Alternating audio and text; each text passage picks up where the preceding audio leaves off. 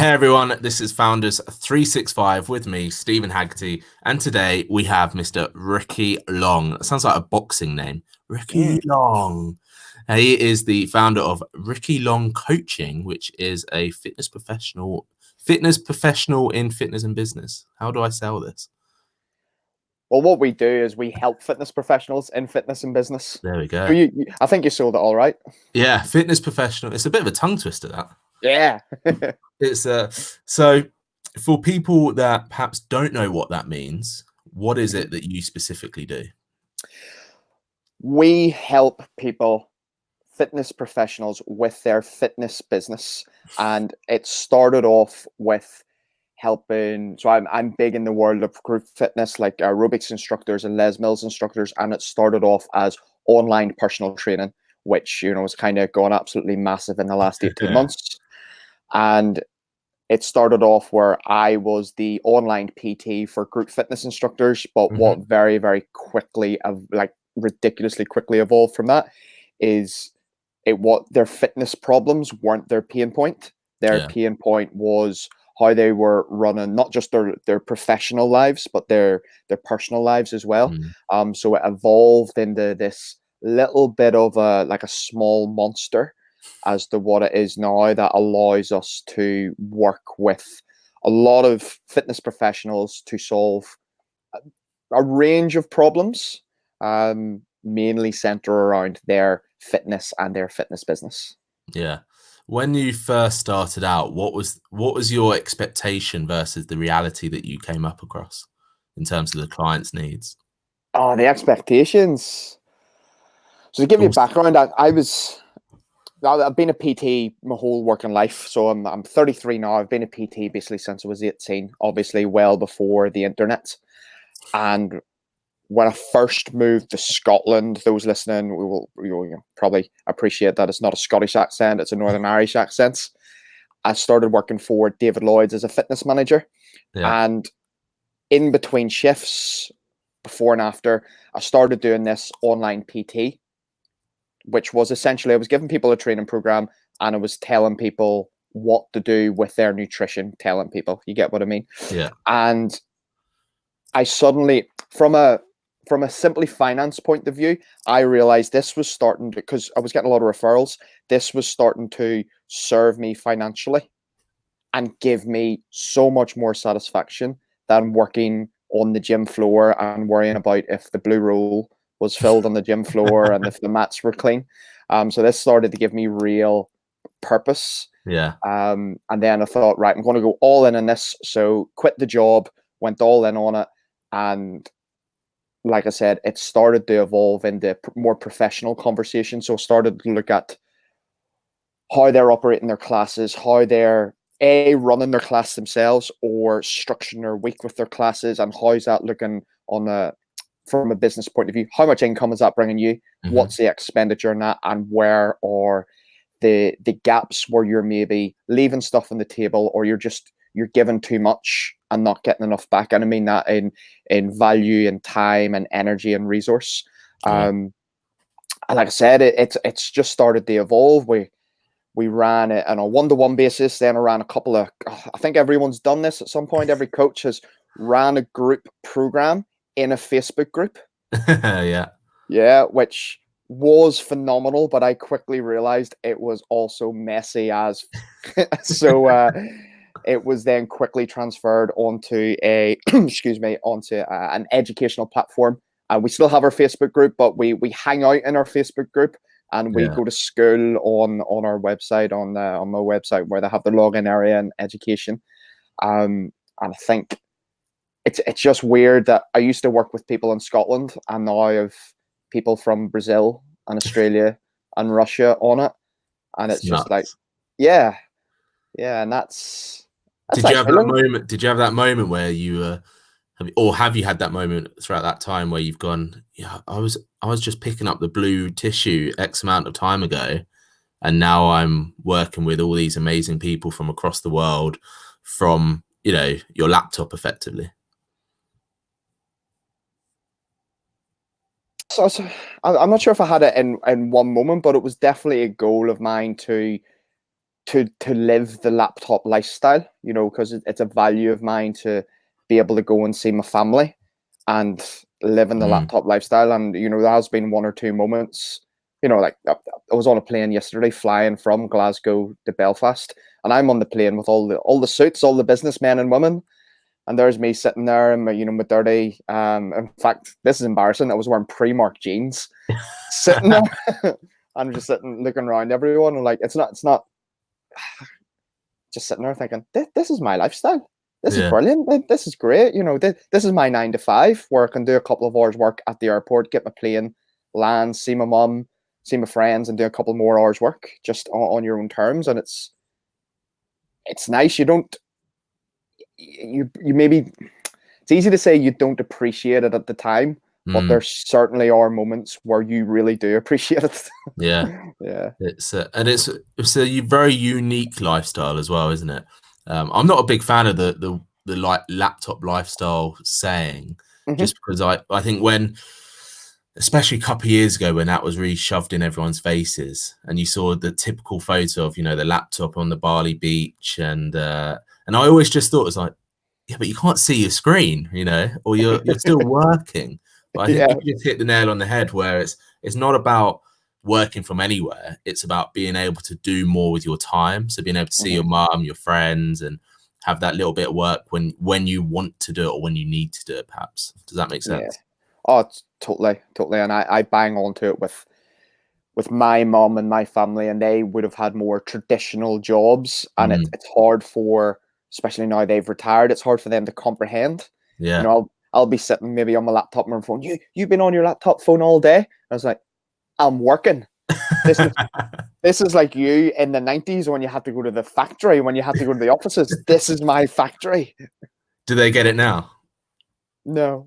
Will they ever get it? Yeah. No. My mum literally said to me yesterday, I shouldn't laugh, she goes, do you have Instagram? And I was like, yes. And she goes, should I have Instagram? And I'm like, no, definitely not. You should have gone, you should have set her up, you should have shown her how to use it. One new follower. Yeah. But then in a month's time, go back and just see what's on her feed that she's accidentally liked and followed and things. Yeah. I'm sure it'll be a shock. It's but you mentioned something earlier as well that I'd love to chat about, the fact that online coaching, online health has blown up in the last 18 months, 2 years. What's been the advantages of that for you?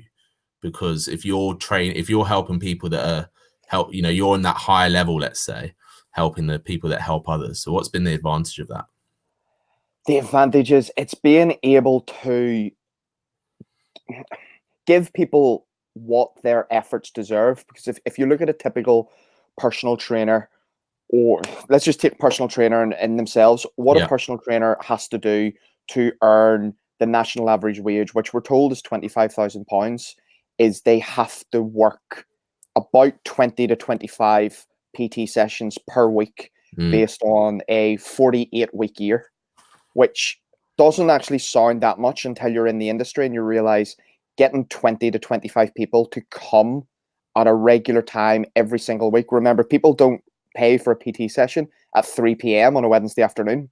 Yeah. It's from 5 to 10 p.m. every single night of the week, plus Saturday and Sunday mornings. So it's a really, really hard graft for them. And when you can take them out of the one-to-one typical quote unquote time for money exchange and give them a coaching platform rather than a PT platform, and think more like a coach.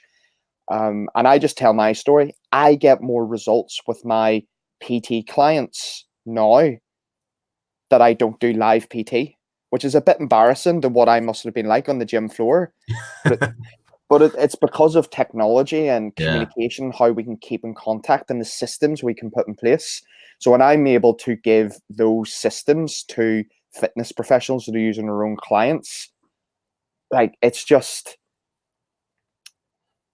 yes, it's fulfilling, and I don't want to sound cliche, but it's like that is a bigger effect than I would have being a PT on the gym floor, and that I can impart wisdom on 10 PTs on the gym floor for them to do what they want in their business. Because I'm a great believer in that.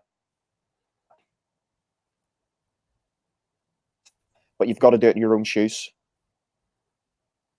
Yeah. So, copy someone's business model, but tweak it so as you understand it and it suits your business and your market. So that's kind of all I do with them. There's no set model. There's no plan. Go do this. Let's work at this to see what works for your lifestyle. I think that's spot on, because I think I'm the same with my clients. There's no set blueprint. There's no set framework. I think a lot of people expect when they, well, I don't know if you find this, but a lot of people expect when they come work with me, it's like, oh, I'm going to tell them what to do in a very specific manner to get them the results they want. And it's like, no, you tell me what's happening, and then we can work out what needs to get fixed, right? Yeah. Do you find that with your clients a lot?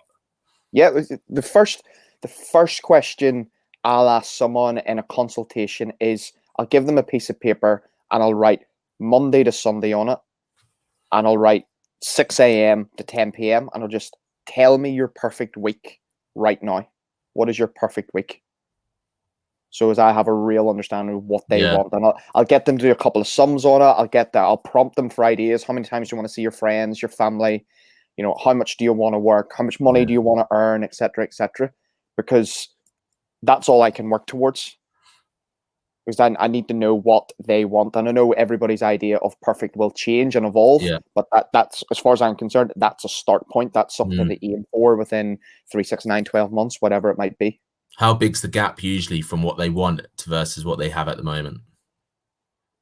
Depends. So we'd have two main types of clients in a business term. So I'll have the group fitness professional who might teach a lot of classes and might want to dabble in online PT or live PT. And then I'll have the personal trainers who want to start doing online PT. So the personal trainers to online PT tends to be quite fast, tends to be quite quick, because they will have a massive trust in the one-to-one space.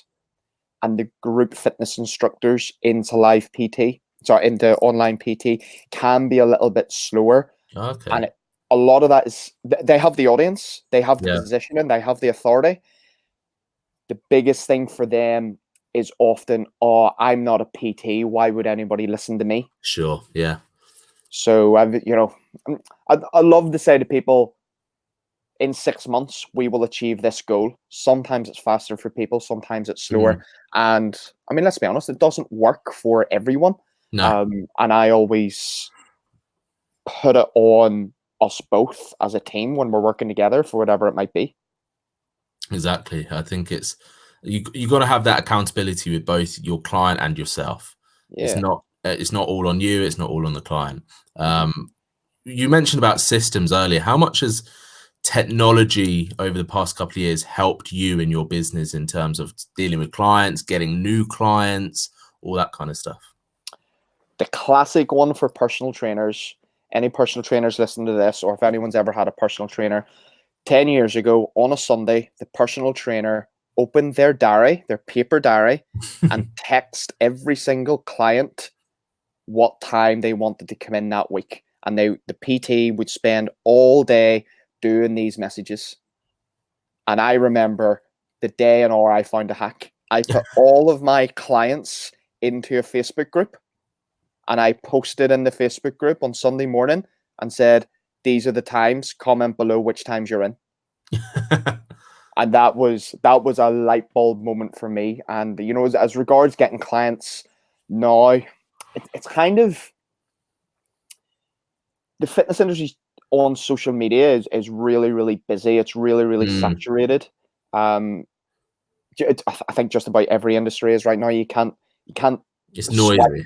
You can't swipe down or across on Instagram anymore more than 3 times without seeing an advert for something. Yeah. So I do think it's difficult, but I do believe the principle of building trust and aiming for some sort of direct conversation, either a text, an email, or better yet, a phone call, even better, face-to-face. I think that tried and tested method will always work. Yeah. And I think Instagram's just attention. I liken it to, so Instagram's the place PTs use to get clients.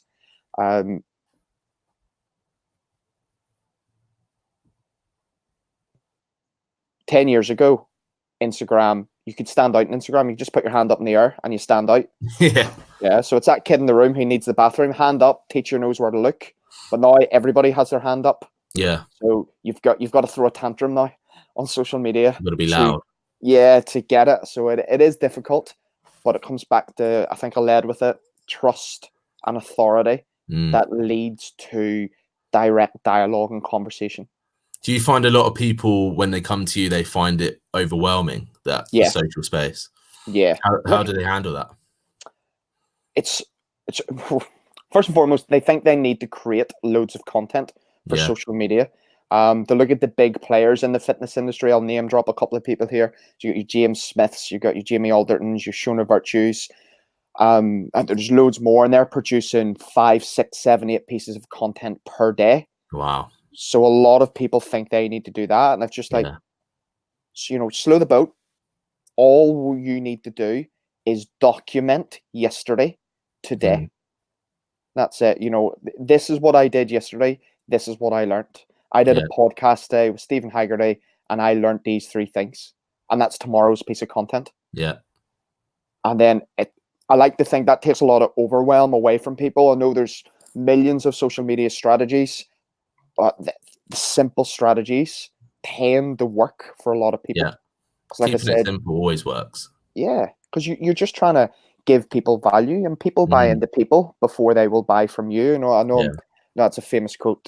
Gary Vee says that, Simon Sinek says that, and it's true. You just got to give people you on social, and that's what they buy into. They don't actually care about your product initially; they care about you. Yeah, exactly. It's quite funny because when you filled out the form that I sent you, and you mentioned that you've got sort of events coming up this year and that sort of thing, and we'll dive into that in a minute, but what it sounded like from my point of view is that you're starting to now bring the online community offline a little bit. That's what I've done as well. Last year, I realized that a lot of my clients, they were doing so much online that they wanted the offline space. That's why I started, founder network and events, founder masterminds, type like that. And people have been absorbed by them because there's just so much noise. Like we said a minute ago, there's so much noise online. So is that one of the reasons you're moving down that event route? Yes. And I think personally, we grow as people being around other people. It's very, very easy. Once you've got your business up and running and everything's comfortable and you've got systems and people, it's very, very easy to just be comfortable. And I live in a quiet part of the world in Scotland. It's about 40 minutes west of Glasgow in a place called Gurk. It's beautiful. I have no reason to go to Glasgow at all. So it's very, very easy for me to get comfortable. And I've wanted to put on events for a while, but if I'm completely honest with you, I've never had the right angle, and it's kind of led with, if we get 100 people into the room, we'll earn this much money, and it's a complete wrong mindset. So what we've done now is we've taken the best bits of the online, and I've put it in the live day. And if I'm completely honest, I've also cheated a little bit because I've brought my mates who are expert speakers who are going to deliver some of the content anyway. Yeah, why not? Yes. So rather than all my guys who already know all of my kind of theories and practicalities, they're now going to get the chance to hear hopefully similar content, but equally valuable content from these other experts. And I can just sit there and respond to what's going on rather than having the, having the pressure of having to be the man for the whole day. And also on a positioning level, having other authorities in the room helps your own positioning and your own knowledge and all that other stuff that is the byproduct of having other experts in the room, right? 100%. And, like I said, these guys are experts in themselves, and it gives them a chance to build their brand, their connections. I don't really have any problems with anyone in the room connecting with each other. And if that leads to more business and more sales, brilliant. Exactly. That's a good point, actually, because I think a lot of people, when they're running events or running Facebook groups, and I actually went through this a little bit myself in terms of my own sort of conversation in my head, when I set up my Facebook group, and then I saw a couple of other people, a couple of other business coaches join, it was like, oh, they might steal clients, or they might do this. But then I went, actually, you know what? There's enough business out there for everyone that everyone's going to learn from everyone. Everyone can get something else from, different knowledge. Did you have that thought as well when you decided, okay, I'm going to bring in experts, I'm going to bring in this outside help? You can say no. Did I have that thought? Yes, I had that thought, but I wasn't worried about it because, first and foremost, I know they're close friends of mine. And secondly, I know their values. But I genuinely, if my clients become your clients, or become Tim's clients, or become Claire's clients, great. Yeah, exactly. Yeah, if I have served them as far as our relationship can go, and for whatever reason that relationship has broken down and they need to move on, or I need to move on, well, that's the best thing for both parties, because otherwise we'll just suffocate each other. Yeah, it's so true.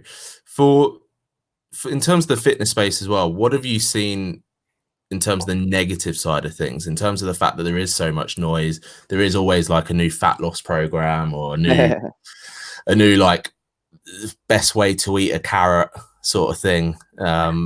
They're just, every week I see something and it's a new, obviously, we had January, the big vegan push at the moment.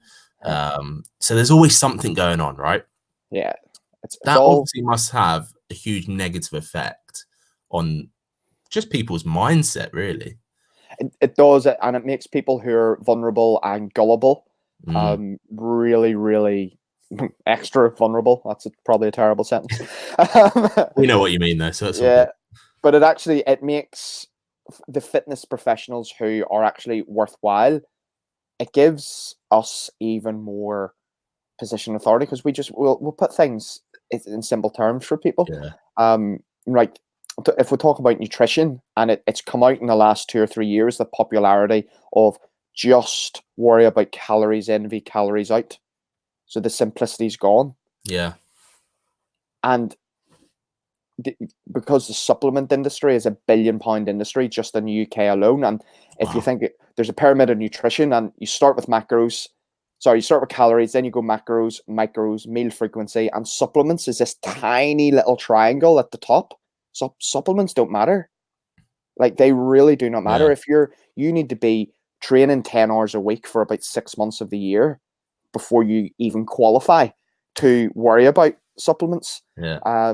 So the noise on social media can confuse so many people. So I always say, you've got to follow people who have credibility, whether that's success stories, whether that's someone who's worked with them, or you just generally connect with them. And if they're trying to sell you something, it's probably, especially if it's a supplement, it's probably absolute bullshit, especially if they have not covered the basics to begin with.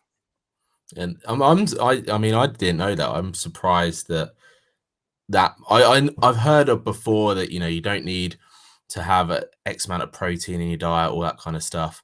But I didn't realize it was actually so small in comparison to everything else that happens in your body. Let's put it that way. Which begs the reason is, do you think there's ever going to be a point where the knowledge of that core base of nutrition is going to be enough for people to not have to worry about getting on the, buying Slender Blend, for example, right? Name dropping there. Or buying a month's supply of protein because they feel like they should do. Is there going to be a point in the educational journey? I think there needs to be a change at foundational level in schools as to what people are educated with. Just from that nutrition point of view, kids leaving schools don't know what a calorie is. Wow. They'll know how rivers meander. They'll know, an algebra, and they'll know how to use a Bunsen burner, but they don't actually understand how to eat. And there will always be a really, really positive place for supplements and Slender Blenders and all these eating plans and quote unquote fad diets and coaches. But like running a business. You can't run a business with a product alone. You need the foundations put in place of, all the systems in the background. So it's the exact same. And I think now we're at a point where, because social media is what it is, I do think generally people are becoming a bit more informed about calories and the importance of calories, and then how to work out macros if you want to go that far. So I think it is improving. But the best way to improve it is prevention's better than cure, and you get simple, basic nutrition into schools and start them young. Start them as young as possible. Would you say there's any pioneers that are doing that? Pioneers? Well, we've already mentioned James Smith. So he's the PT right now who's killing it. He's actually been all over TV the last week. I followed James Smith he had about 40,000 followers. He's now up to over 500,000. Wow. And his message has constantly been calorie deficit. And he keeps things so simple. Yeah. So yeah, the message is changing. Is it changing fast enough? It's probably not. Is it ever going to change fast enough?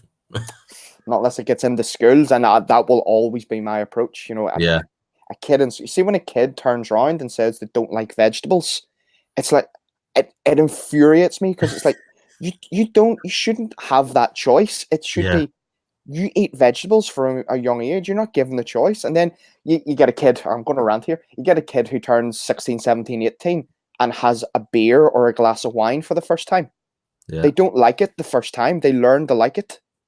I always give that analogy of beer. You never like beer the first time you drink it. Yeah, you have to learn. You have to work at it.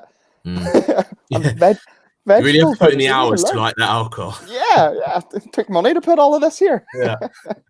It's so true. Are you doing any work, or did you plan to do any work with like schools or anything like in the future? I've done the short answer to that is no. I've done talks from time to time. Yeah. It's not really in the business plan.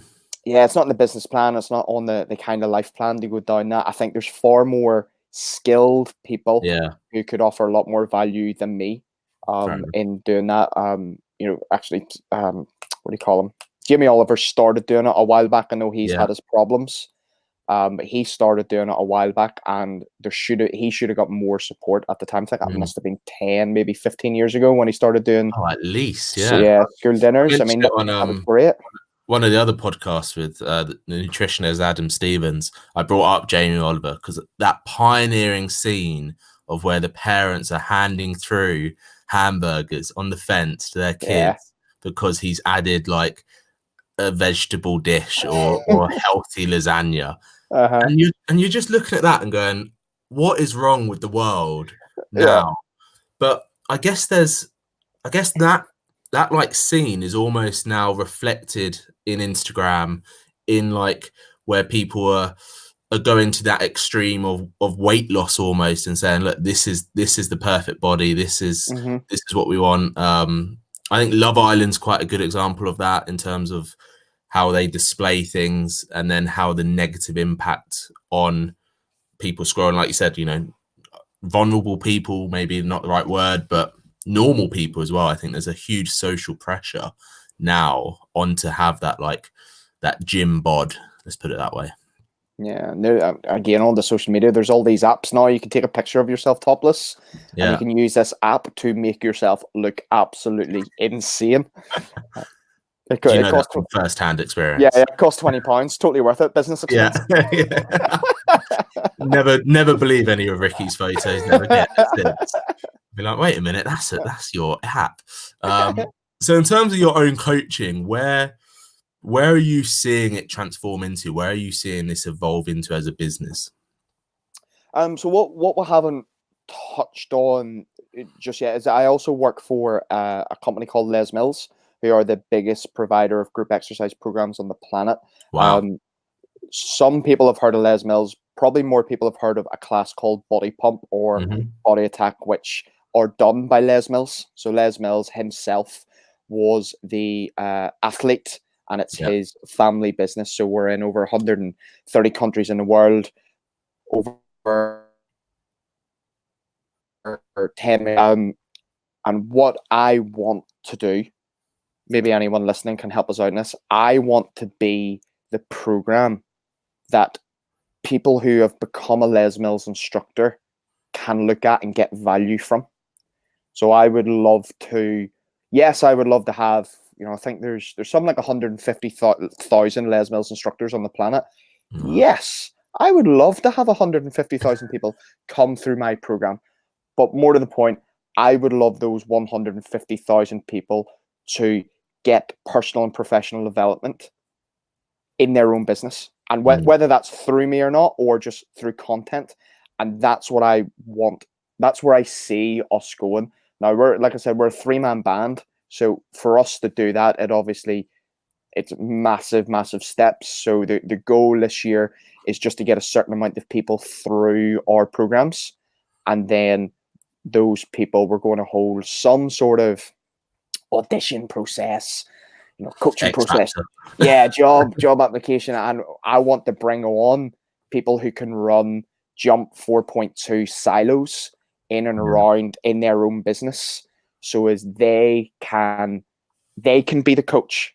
And in theory, they don't need me. So their business grows and they can help a clutter of people. Mm-hmm.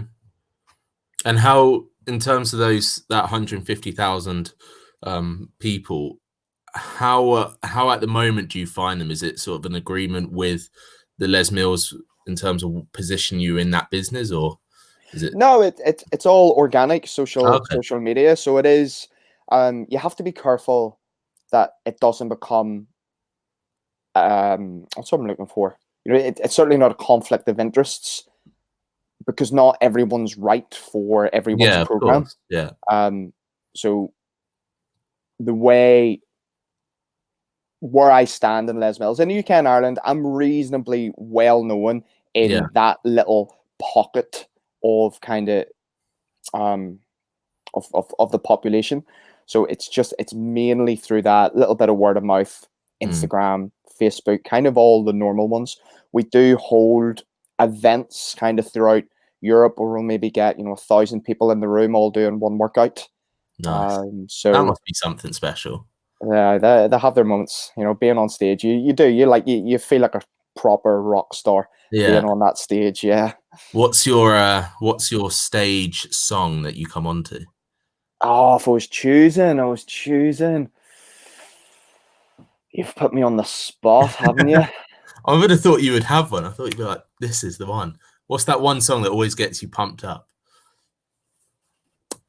I don't know who does it, but it's Freed from Desire.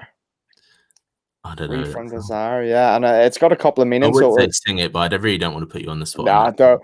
So it was goes back historical in how I started teaching group fitness classes, and then it became really, really popular in Euro 2016 when Northern Ireland qualified and everyone was singing Will Griggs on Fire. Oh, okay. Freed from Desire. So that would be my song. That'd be it. You put me on the spot there. Coming out of the smoke machine, walking on the stage, getting it going. That must be a pretty cool experience to having 1,000 people in a room. Yeah, it's happened a few times. We've filled the XL, London XL. Yeah, I think we've done that twice. And are they filled with the Les Mills trainers or just the general public? Both. Okay. Both. So one of the Les Mills mantras and values is it's one tribe. It doesn't matter whether you are the most famous Les Mills trainer presenter on the planet, or it's your first time ever in the gym and you just walk past this room with this weird aerobics keep fit the music thing going on. Everyone just can come together, and there is that there's no barriers in the rooms, which is why Les Mills works universally. Now I always say to people, you're not going to get into the shape of your life doing Les Mills classes. But it's going to keep you healthy. It's going to keep you fit. It's going to help you move. It's going to help you lose weight and look a certain way, depending on what individual workouts you do. And it sounds like it's quite the community as well. Has moments with every community comes its problem, and Les Mills, they call it one tribe. And the word tribe has been bastardized over the last few years on social media with businesses just in general. So I gotta find your tribe. cringe. It's like, oh, please don't. Yeah. Please don't sound like everyone else. I know we were doing it for a long time, but it's I agree. It has been fleeced, I think is the word we'll probably use in terms of the tribe word. Yeah. But on the positives, I think communities has been coming. The positives from that is that there's so many great communities out there for every business now. Mm-hmm. That it, in terms of your business and your Facebook group, that community feel, is that something that you've always wanted to do, or is that something that came out because you were fed up of texting everyone on a Sunday? Well, that's probably how it started, truth be told. But yeah, the community we have. So I was talking about it earlier today, actually, on one of my client calls. Is it blows my mind, our little Facebook group with a couple of hundred people in it, and they're just all supportive. And it's been going for 3 years now. There's 200 really, really passionate people in it, and there's been no incidents. Like, there's been no dickheads. Amazing. Nobody's ever had to be removed or spoken to, and I'm waiting for it. Like, I'm waiting for the incidents. And it's just like, this is really cool. I mean, I don't think he can force that. It just kind of happens if your values are in the right place and you're focused on people having results and good experiences. Yeah, I think that's the key. It's that word though, isn't it? It's the values. It's that's how you connect with the right people. That's how you build the right business. That's how you do everything in the right manner, because you figured out those values. Here's a random question which aligns with that. When clients come to you, do you often find that they've jumped into that whole, I want to be a PT, and they've not built the actual foundations of what that business looks like? Sometimes, yeah. Sometimes, because, from the outsider's point of view, PT's easy. You get to be in the gym all day. Yeah. Shorts and t-shirt. Wear a hat all day, hoodie, never have to put on jeans or a suit, and you can just train people all day. Whereas the reality is, you've got to get people, you've got to prove your worth to people, and then actually training someone. I mean, it can be really, really hard graft, really, really rewarding. You might really, really get on with them. You might not get on with them, but nevertheless, it's a training session. It's a coaching session. Just swap. A lot of your listeners, I know, will be business, but it's just swap business for fitness. You've got to be professional. And then I touched on it earlier as well about the lifestyle, in that you don't get evenings anymore. You don't get early mornings. Depending on how you want to run your business, you might not get a Saturday or Sunday anymore. So people may not appreciate it. Yeah, there can be. There can be. It's and then when you made that switch of becoming switching from the majority of PT work to moving on to the actually helping people, professionals in their business and personal life, how was that switch for you? How did you manage that for yourself? Well, I went from before, when I left Northern Ireland, I had a gym over here which I sold before I left, and I kind of took a bit of time myself, started doing stuff in the commercial gym as an employee again. So I kind of had a little bit of time to think about what I wanted to do. Yeah. And it was that moment, it was that moment when I realized I'm staying in Scotland, but my mum is staying in Belfast. So I must create a lifestyle that allows me to go there whenever I want, without having to ask someone for holidays. Yeah. Without having to worry about paying, £100 for return flights. Which I probably, I'd never thought about at the time, but that's part of my why to create this business. It's a very internal thing. I must live this lifestyle so as I can fly at least once a month to Northern Ireland so I was very, very focused on that. Yeah. And do you think being focused on that sort of lifestyle has enabled you to be more driven in the business that you create? Definitely. Well, one thing you have to do is you have to build up I call it your laptop fitness. So I have a slide in it. Explain what that is. I'm talking to, you're going on about online PT. Sorry, Siri's talking to me. And it's, most people get into the fitness industry because they want to work in a gym. They don't want to work in an office. Fine. But when you start doing online PT, you're going to swap 40 hours a week of the gym floor for 40 hours a week behind your laptop and your mobile phone and spreadsheets and systems and software and hardware. And it takes a while to build up that, I call it your fitness. You might be okay sitting behind your laptop for an hour and a half, but all of a sudden you get to the 3 hour mark and you cannot see anything. You cannot see the screen. Your posture's gone. And for these people who are like, we're used to being up and about, walking around the gym floor, it can be a little bit of a transition. So I always warn people about that laptop fitness. You have to be ready for it. You can do like half an hour at a time and then build up to it. Well, as part of our productivity matrix, it's you do your one thing in the first 3 hours, and then I advise people only work for 1 hour at a time the rest of the day. And have breaks in between. And when I say 1 hour at a time, it's more like one task and you're allowed an hour to do it. So that's what I try to get people to do. So because it's what works for me. You can tailor it how you need. So as I suppose I do, it's like build up to it. Build up to it. Wait until you're doing the marathon 12-hour sprints at your laptop speaking to clients all day. That'll be killing them.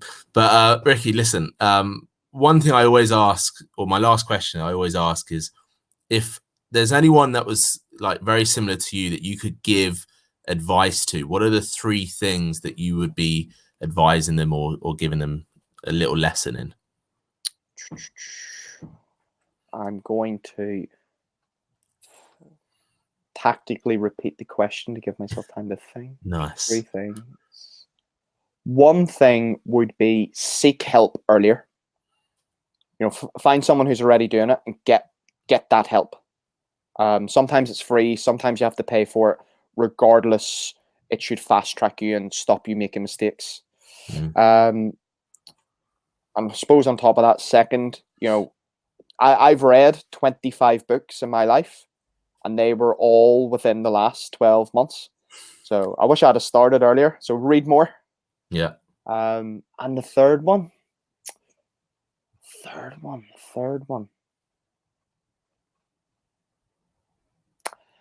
I think find more moments, and this is a recent thing, find for more moments of gratefulness and perspective. So whenever you have a problem, it's think, is this really a problem? Yeah. So yes, here's one for you. I got on the plane yesterday, looked in my wallet, and I realized I didn't have my bank card. And I'm like, oh shit, I don't have my bank card. And then I'm like, well, hold on. I've got Apple Pay on my phone. I'm going to see my mum tonight.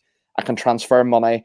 And it's like perspective. It's think it through, because there's people out there who don't even have a bank card, don't have bank accounts, don't have any sort of infrastructure like that, and have actual real problems in the world. So it's find those moments of gratefulness in absolutely everything you do. Yeah, I love that one. That's probably one of my favorites of the 3 in recent episodes. So thank you for that. Yeah. If anyone wants to get in touch with you or contact you or pick your brains, what's the best way they can do that? You can search anywhere on social media for Ricky Long 42. You will find me on just about every platform. I also have a podcast. Took me ages to think of the name. It's called the Ricky Long Podcast. Oh, that's a good name, that. And listen, inspired by you, because this is the reason why I'm on the podcast. You're doing the 365 podcast. I thought, that's really cool. I'm going to throw my hat in the ring. And then I thought, no, I want to do something like that. So I am in the middle of doing 42 podcasts in 42 days. So I have spent the last 3 or 4 days just batch recording all these podcasts. So that's what I said about laptop fitness. This is podcast number 9 of the week for me. Oh, wow. This is it is a task that we set ourselves, but I'll be interested to know why you set yourself that. I saw you were doing 365 and I thought that's really cool. That's a commitment. And I thought, I want to do something like that. But with my schedule, I know it would put more strain on my life than anything else. And that my big angle is mine's all just going to be group fitness professionals. And I want the group fitness professionals somebody else the exact same as you somewhere who can learn from that quick 30-minute episode. Yeah, there we go. I love that. I'll go and subscribe right now. Excellent. Love it. All right, Ricky, thank you so much for being on. This has been Founders365. You have been Ricky Long. I've been Steven Haggerty. Thanks everyone for listening and watching.